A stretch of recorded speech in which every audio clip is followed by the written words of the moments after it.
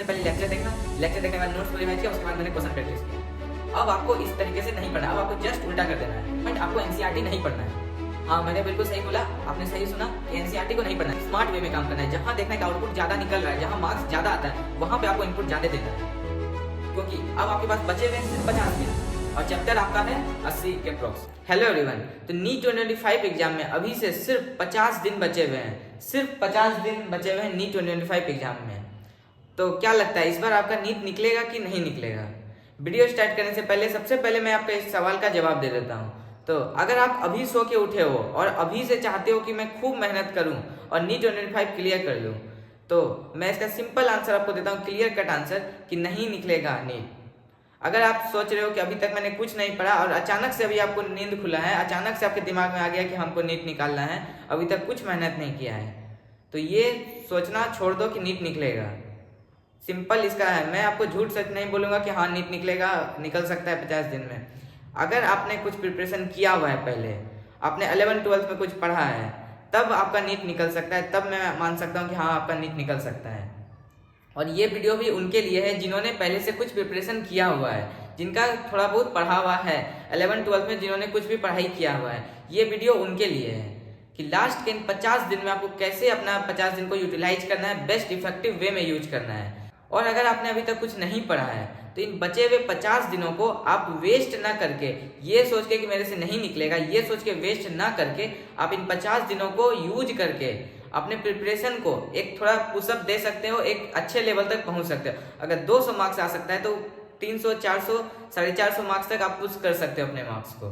तो चलिए वीडियो में आगे बढ़ते हैं। वीडियो का थंबनेल देख के आपको पता तो चल ही गया होगा कि ये पार्ट 1 वीडियो है, जिसमें मैं आपको एक माइंडसेट बताने वाला हूँ, एक टॉपर का माइंडसेट बताने वाला हूँ कि इन 50 दिन में कोई एक टॉपर रहता है तो उसका क्या माइंडसेट रहता है और वो किस किस चीज को फॉलो करता है, किस स्ट्रेटेजी को फॉलो करता है इन बचे हुए 50 दिनों में। इस वीडियो में मैं आपको कुछ पॉइंट्स बताने वाला हूँ, 9-10 पॉइंट आपको बताने वाला हूँ, जिसको कि आपको इन बचे हुए दिनों में बिल्कुल सीरियसली याद रखना है और उस पॉइंट को फॉलो करना है। अभी तक आपने जैसे भी प्रिपरेशन किया, जो कुछ भी आपसे गलती हुआ, उस चीज को भी आपको साइड रखना है और एक नए माइंडसेट के साथ अभी से लग जाना है। जब आप वीडियो देख रहे हो, वही इसी वीडियो को देखने के बाद से आपको एक लग जाना है। सबसे पहला, वर्क स्मार्टली। अभी तक आपने खूब हार्डवर्क कर लिया, बहुत अच्छे से मेहनत करके अपना सिलेबस कंप्लीट किया, क्वेश्चन प्रैक्टिस किया, जो भी किया, लेकिन अब से आपको स्मार्टली काम करना है। हार्डवर्क तो करना ही है, लेकिन अब एक स्मार्ट वे में काम करना है। जहां देखना है कि आउटपुट ज्यादा निकल रहा है, जहां मार्क्स ज्यादा आता है, वहां पे आपको इनपुट ज्यादा देना है, क्योंकि अब आपके पास बचे हुए हैं सिर्फ 50 दिन और चैप्टर आपका है 80 के अप्रॉक्स। जितना चैप्टर है उतना दिन भी नहीं बचा हुआ है। पढ़ना आपको सब कुछ है, लेकिन ऐसा नहीं है कि सबको बराबर टाइम देके पढ़ना है, अब स्मार्टली आपको पढ़ना है, अपने चैप्टर्स को प्रायोरिटाइज करना है आपसे। वर्क स्मार्टली के अंदर ही दूसरा पॉइंट आता है कि रेट्रोग्रेड मैनर में आपको पढ़ना है। पढ़ाई करने का 2 तरीका होता है, एक एंट्रोग्रेड, एक रेट्रोग्रेड। एंट्रोग्रेड मतलब सीधा कि मैंने आपने सबसे पहले लेक्चर देखा, लेक्चर देखने के बाद नोट्स को रिवाइज किया, उसके बाद मैंने क्वेश्चन प्रैक्टिस किया। अब आपको इस तरीके से नहीं पढ़ना, अब आपको जस्ट उल्टा कर देना है। ये करना बहुत ज्यादा जरूरी होता है, क्योंकि लास्ट पॉइंट आ गया है। अभी भी आप अगर पुराने मतलब शुरू में जैसे पढ़ते थे वैसे ही अभी भी पढ़ते रहोगे तो फिर बहुत ज्यादा आपका कॉम्प्लिकेटेड हो जाएगा, बहुत टाइम वेस्ट होगा। करना कि आपको सबसे पहले क्वेश्चन प्रैक्टिस करना है। क्वेश्चन प्रैक्टिस करने के बाद आपको जो बन गया, जिस कॉन्सेप्ट का आपका क्वेश्चन बन गया उसका तो अच्छा बात है, लेकिन जो क्वेश्चन नहीं बना वो कॉन्सेप्ट का आपको नोट्स में जाके देखना है कि क्या कॉन्सेप्ट था और क्यों नहीं हमसे बना, उसको जाके क्लियर करना है। और अगर क्लियर ना हो तब आपको लेक्चर पे जाना है। समझ आया? सबसे पहले एंट्रोग्रेड में क्या क्या करते थे पहले, कि सबसे पहले लेक्चर देखते थे, उसके बाद नोट्स रिवाइज करते थे, देन क्वेश्चन प्रैक्टिस करते थे। लेकिन अब आपको सबसे पहले क्वेश्चन प्रैक्टिस करना है, उससे फिर नोट्स में जाना है, उससे फिर लेक्चर में जाना है, अगर नहीं समझ आए तो ये हुआ रेट्रोग्रेड मैनर में पढ़ाई करना। अब आपको रेट्रोग्रेड मैनर में ही पढ़ाई करना है अब से हर चैप्टर का। एंड थर्ड पॉइंट जो है वो इंक्रीज सिटिंग आवर। ये एक छोटा पॉइंट है जिसमें कि मोस्टली लोग इग्नोर कर देते हैं, लेकिन सिटिंग आवर को आपको इंक्रीज करना है। मैं ये नहीं बोल रहा हूँ कि आपको एक साथ बैठ के 8 घंटा 10 घंटा लगातार पढ़ाई करना है, लेकिन एक साथ बैठ के मिनिमम 3 आवर आपको बैठने का कैपेसिटी होना चाहिए। ये बहुत ज़्यादा जरूरी चीज़ है, मतलब बहुत छोटा चीज़ है, लोग नहीं ज़्यादा वैल्यू देते हैं, लेकिन ये बहुत इंपॉर्टेंट चीज़ है। आप जब नहीं आदत है और अगर आप बैठेंगे 2 घंटा 2.5 घंटा के बाद अजीब सा बेचैनी होने लगता है, मन करता है उठ के कहीं चले जाए, नहीं बैठा जाता है। इसीलिए ये हैबिट डेवलप करना बहुत ज़्यादा जरूरी है। अगर आप नहीं बैठ पाते हैं, अगर आप 1 ही घंटा बैठ पाते हैं तो 1 घंटा बैठिए, 2-3 दिन बाद से फिर 1.5 घंटा बैठने का कोशिश कीजिए, फिर 2-3 दिन बाद से 2 घंटा बैठने का कोशिश कीजिए। लेकिन आपको सिटिंग आवर इंक्रीज करना है। लगातार जब भी पढ़ने बैठो तो मिनिमम 3 घंटा तक बैठने का कोशिश करो कि 3 घंटा से पहले नहीं उठेंगे। एग्जाम टाइम आपको इससे बहुत हेल्प मिलेगा, आपका बॉडी आपका साथ देगा। नहीं तो आपका बॉडी अगर अपोज करने लगेगा, दिमाग चाहेगा कि हमको क्वेश्चन सॉल्व करना है, लेकिन बॉडी थका थका महसूस करेगा, अपोज करने लगेगा कि नहीं हमको उठना है, तब फिर बहुत मुश्किल हो जाएगा। इसलिए अभी से हैबिट बनाना स्टार्ट कर दो कि 3 आवर बैठने का। 4th पॉइंट, अगर आप टायर्ड महसूस करते हो पढ़ाई करते वक्त, जब भी आपको अगर टायर्ड महसूस होता है तो सॉन्ग सुनना अपने रूटीन में इंक्लूड करो। मतलब अभी से जैसे आप करते थे कि मतलब पढ़ाई कर रहे हैं, उसमें 2 घंटा से पढ़ाई कर रहे हैं, लेकिन बीच में आपको ब्रेक चाहिए, तो ब्रेक में आप क्या करते थे, कभी आप बाहर घूमने चले जाते थे, किसी से बात कर लेते थे, नहीं तो इंस्टाग्राम पे रील देख लेते थे, कुछ भी चला लेते थे, इंस्टाग्राम मोबाइल चला लेते थे। लेकिन अब से आपको ये सब कुछ नहीं करना है। अब से अगर आपको टायर्ड महसूस हो, जैसे रात में आप पढ़ रहे हैं 3-4 घंटा से पढ़ रहे हैं, लेकिन अजीब सा आपको लग रहा है, तो अब से आपको म्यूजिक सुनना है, मोटिवेशनल म्यूजिक सुनना है। इससे आपको कम टाइम में आपको रिफ्रेशमेंट भी हो जाता है और कहीं ज़्यादा टाइम वेस्ट भी नहीं लगता है, टाइम आपका बचता है और आप फिर से रिफ्रेश भी हो जाते हो पढ़ने के लिए। और ये रहा कुछ म्यूजिक का नाम जो कि मैं यूजुअली सुना करता था अपने प्रिपरेशन के टाइम। एक छोटा सा मैं भी अपना प्रिपरेशन टाइम का एक स्टोरी बताता हूँ, जिससे आपको थोड़ा सा मोटिवेशन शायद मिलेगा। तो ये बात है नीट 2023 जब मैं दे रहा था, उसके 1-1.5 महीना पहले का बात है कि मतलब एक दिन ऐसे ही शाम में हमको फीवर जैसा लगने लगा, मतलब बहुत ज़्यादा फीवर हो गया था रात आते आते थे। तो उस समय मतलब क्या, उस समय लेक्चर ही देखते थे, उस समय मतलब मेरा सिलेबस कंप्लीट नहीं था, उस समय सिलेबस ही कंप्लीट कर रहे थे। तो जब बहुत ज़्यादा बुखार हो गया तो उसके बाद दवाई मैंने खा लिया था, दवाई खा लिया, लेकिन फिर भी पढ़ रहे थे। रात होते होते एकदम ज़्यादा बहुत ज़्यादा तबीयत खराब हो गया, लेकिन फिर भी मतलब मन कर रहा था कि हम पढ़ेंगे, मेरा सिलेबस कंप्लीट नहीं हुआ है, हमको सिलेबस कंप्लीट करना है, वरना फिर कल आज वाला बैकलॉग बन जाएगा। जो मैंने टारगेट सेट किया था उस टाइम पे मैंने डेली टारगेट सेट कर करके पढ़ता था, तो मेरा टारगेट कंप्लीट नहीं होगा। लगभग 60% तक टारगेट कंप्लीट हुआ था, उसके बाद बचा हुआ था। तो बहुत ज़्यादा तबीयत खराब हो गया, लेकिन फिर भी मतलब अंदर से हमको आ रहा था कि नहीं हमको पढ़ना है, तबीयत कितना भी खराब हो, लेकिन हमको अपना सिलेबस कंप्लीट करना है, जो मेरा आज का टारगेट है। ये आप देख रहे हो, उस समय पता नहीं क्या एक अलग सा मोटिवेशन था। हाँ हमको पढ़ना है, तबीयत खराब हो, कुछ हो, बारिश आंधी तूफान कुछ हो, कहीं कुछ हो, लेकिन हमको अपना पढ़ना है, किसी से कुछ नहीं, हमको बस अपना सिलेबस कंप्लीट करना है। उसके बाद फिर पढ़ते गए 11-12 बज गया। उस समय एकदम बहुत ज़्यादा तबीयत खराब हो गया, जब लग रहा था हाँ वॉमिटिंग हो जाएगा, उल्टी टाइप का मन करने लगा, तब बंद करके रखा था। फिर सुबह उठ कर कंप्लीट किया था। लगभग 90% तक सिलेबस मेरा मतलब टारगेट जो था वो मैंने कंप्लीट कर लिया था उस दिन का। ये चीज़ हमको अभी तक याद है और शायद हमेशा याद रहेगा, क्योंकि ये अभी भी अगर सोचते हैं, अभी भी अगर कोई चीज़ करने का मन नहीं करता है, मतलब एक आलसीपन थोड़ा सा आ जाता है, तो वो चीज़ को याद करते हैं कि उस समय इतना तबीयत खराब था, फिर भी एक अंदर जुनून था कि हमको करना है, हमको मेहनत करना है, अपना सिलेबस अपना टारगेट को पूरा करना है, जो भी हम टारगेट सोचे हमको पूरा करना है।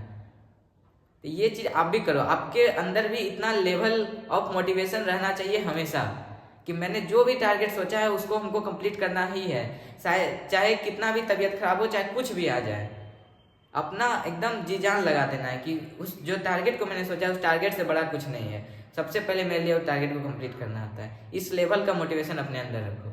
नेक्स्ट जो 5वां पॉइंट आता है वो आता है क्वेश्चन प्रैक्टिस का। क्वेश्चन प्रैक्टिस जो आप कीजिएगा, क्वेश्चन प्रैक्टिस आपको बहुत सारा नहीं करना है, मतलब बहुत सारा कोई नया मॉड्यूल पकड़ के नहीं बैठ जाना है लगाने के लिए। आपको सबसे पहले इस टाइम पे पीवाईक्यू को प्रायोरिटी देना है, सबसे पहले पीवाईक्यू सॉल्व करना है, कम से कम 10 ईयर का, मतलब 9 से 10 साल का आपको पीवाईक्यू सबसे पहले सॉल्व करना है, हर चैप्टर का इंपॉर्टेंट है नहीं है उससे कोई मतलब नहीं, हर चैप्टर का पीवाईक्यू तो सॉल्व करना ही करना है। देन उसके बाद जो क्लास में क्वेश्चन बताया गया है उस वाले क्वेश्चन को सबसे ज़्यादा प्रायोरिटी देना है पीवाईक्यू के बाद। जो क्वेश्चन अभी तक आपने क्लास में चैप्टर कंप्लीट करते वक्त पढ़ा था वो सारे क्वेश्चन को आपको दोबारा सॉल्व करना है। उसके बाद जो बहुत वेरी इंपॉर्टेंट सब क्वेश्चन रहते हैं और जो एनसीईआरटी के क्वेश्चन रहते हैं उस क्वेश्चन को आपको प्रैक्टिस करना है। अब एक्स्ट्रा कहीं इधर उधर का क्वेश्चन को आपको बिल्कुल नहीं टच करना है, क्योंकि मैंने आपको बताया कि अब बचे हुए सिर्फ 50 दिन और चैप्टर आपका 80 है। आपको बहुत ज़्यादा इधर उधर नहीं भागना है, आपको जो मेन सबसे ज़्यादा इंपॉर्टेंट चीज़ है अभी उस पर फोकस करना है। देन क्वेश्चन प्रैक्टिस के बाद आपको मॉक टेस्ट देना है। जो भी अब एक्स्ट्रा क्वेश्चन आपको होगा वो मॉक टेस्ट के थ्रू ही प्रैक्टिस होगा। मॉक टेस्ट आपको देता रहना है और मॉक टेस्ट जो दीजिएगा उसके बाद उसको एनालिसिस भी करना है। उसका एक छोटा सा कॉपी बनाना है और उस कॉपी में अपने गलती को लिखना है और उसको रिवाइज करते रहना है और गलती को रिपीट नहीं करने का कोशिश करना है। इस बात को हमेशा याद रखना है। मॉक टेस्ट जब भी मैं बोलता हूँ, मॉक टेस्ट सिर्फ मॉक टेस्ट नहीं होता है, उसके बाद का एनालिसिस भी होता है। और सेकेंड मॉक टेस्ट में जाने से पहले प्रीवियस मॉक टेस्ट वाली गलती को एक बार देख के जाना है। इस चीज को हमेशा आपको याद रखना है। देन 7वां पॉइंट, आपको एनसीईआरटी नहीं पढ़ना है।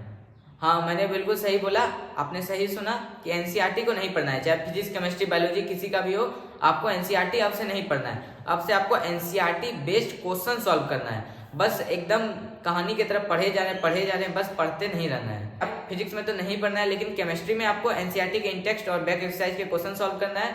और बायो में भी आपको एनसीईआरटी बेस्ड क्वेश्चन प्रैक्टिस करना है। अब एनसीईआरटी बस पढ़ते रहना नहीं है, आप अभी भी पढ़ते रहिएगा, आप लास्ट के 50 दिन तक भी पढ़ते चल जाइएगा। इस बात को आपको ध्यान देना है। एनसीईआरटी बेस्ड क्वेश्चन प्रैक्टिस करना है, ऐसा क्वेश्चन सॉल्व करना है जिसमें कि एनसीईआरटी का हर लाइन से क्वेश्चन उठाया हुआ हो। बायो में खास करके सब एनसीईआरटी खूब पढ़ते रहते हैं। एनसीईआरटी पढ़ना जरूरी है, आपको साल भर पढ़ना चाहिए, लेकिन अब जो बहुत कम समय बचा हुआ है, अब आपको क्वेश्चन प्रैक्टिस करना है। एनसीईआरटी बेस्ड आपको क्वेश्चन प्रैक्टिस करना है। एंड नेक्स्ट पॉइंट, आपको जो क्वेश्चन प्रैक्टिस करना है, जो चैप्टर आपने अभी तक नहीं पढ़ा, अभी आप अगर पढ़ते हो और उसका आपको क्वेश्चन प्रैक्टिस करना है। अगर आपको क्वालिटी क्वेश्चन नहीं मिलते, कहाँ से क्वेश्चन प्रैक्टिस करें? और अगर आप आलसी हो कि नहीं ढूंढना भी नहीं चाहते हो, तो जैसा कि मैं था, मुझे भी नहीं मिलता था, तो आपको क्या करना है? तो आपके पास एक बेस्ट ऑप्शन है कि आपको YouTube पे क्वेश्चन प्रैक्टिस का सेशन मिल जाएगा। वो हर साल टीचर बना के डालते हैं। अभी भी आपको YouTube पे हजारों क्वेश्चन प्रैक्टिस के सेशन मिल जाएंगे। तो आपको कोशिश करना है कि उस वीडियो से क्वेश्चन प्रैक्टिस करें। जैसे पंकज सर का मैं एग्जांपल देता हूँ। पंकज सर ही जैसे हाइड्रोकार्बन चैप्टर है, हाइड्रोकार्बन चैप्टर का पंकज सर क्वेश्चन प्रैक्टिस करवा रहे हैं। कम से कम 30 से 40 क्वेश्चन वो लेके आए एक लेक्चर में, और वो साथ में क्वेश्चन प्रैक्टिस करवा रहे हैं। तो आपको उनके साथ क्वेश्चन वो जैसे बोलेंगे, आपको पॉज करके क्वेश्चन को सॉल्व करना है। अगर आपसे बन गया तो अच्छा बात है, नहीं बना तो आप सर का सॉल्यूशन देखना है और सीखना है। इस तरह करके आप क्वेश्चन प्रैक्टिस कर सकते हैं। ये एक बहुत बेस्ट ऑप्शन है क्वेश्चन प्रैक्टिस करने का। एंड ये क्वेश्चन प्रैक्टिस का सेशन, इसको आपको अपने अकॉर्डिंग यूज करना है। इस पे डिपेंडेंट नहीं बन जाना है कि ऐसे ही क्वेश्चन प्रैक्टिस करेंगे। उसके बाद अपना पेन पेपर पे भी सॉल्व करना है। ऐसा नहीं है कि बस कहानी की तरह देखते रह जाना है और बस इसी के भरोसे बैठ जाना है। एंड नेक्स्ट पॉइंट, आपको अब से फुल लेक्चर बिल्कुल नहीं देखना है। जो फुल लेक्चर होता है क्लास वाला, एक चैप्टर के 6-7 लेक्चर, 8 लेक्चर, वो लेक्चर आपको बिल्कुल नहीं देखना है। आपसे आपको अब वन शॉट ही देखना है। रिवीजन में या जिस चैप्टर को आपने नहीं पढ़ाई किया उसका भी, और वन शॉट में भी सारा वन शॉट का पूरा लेक्चर आपको नहीं देखना है। अपने अकॉर्डिंग बिल्कुल कस्टमाइज वे में करना है। मैं आपको ये नहीं बता सकता हूँ कि आपको ये देखना है वो देखना है, क्योंकि आपने क्या क्या पढ़ा है क्या नहीं पढ़ा है, ये सबका इंडिविजुअल अलग अलग होगा। तो इसलिए आपको अपने अकॉर्डिंग करना है कि मतलब जो टॉपिक आपको आता है उसका जबरदस्ती बैठ के वीडियो देख रहे हैं, ऐसा नहीं करना है। जैसे एक चैप्टर उसमें 10 टॉपिक है, आपको 3-4 टॉपिक बिल्कुल अच्छे से आता है, उस टॉपिक का आप वीडियो को स्किप करके आगे बढ़ा के देखना है। सिंपल, आपको यही करना है। ये पार्ट 1 वीडियो है जिसमें मैंने आपको बताया कि आपका क्या माइंडसेट होना चाहिए, आपको कैसे अपने 50 दिन को यूज करना है, क्या क्या आपको फॉलो करना है, क्या नहीं करना है। ये सब चीज मैंने अच्छे से आपको बता दिया। अगर इस माइंडसेट के साथ आप प्रिपरेशन करते हो इन बचे हुए 50 दिन में, तो आप सिलेक्शन के बहुत ज़्यादा करीब पहुंच जाइएगा, आपका सिलेक्शन हो जाएगा। और नेक्स्ट पार्ट 2 वीडियो जो आएगा इसके बाद, उसमें आपको मैं कंप्लीट डे 1 से डे 50 तक का डेली का आपको टारगेट देने वाला हूं कि आपको क्या क्या करना है। और लास्ट में मैं आपको एक बात बोलना चाहूंगा कि अपना जी जान लगा के मेहनत करो। ऐसा समझो कि ये लास्ट चांस है, अपना पूरा 100% झोंक दो, क्योंकि मन के हारे हार है, मन के जीते जीत, ऐसे ही नहीं बोला जाता है। आप अगर मन से सोच लिए कि हमको अपना 100% देना है और एकदम जी जान लगा के मेहनत किए, तो आप जीतिएगा, जरूर जीतिएगा।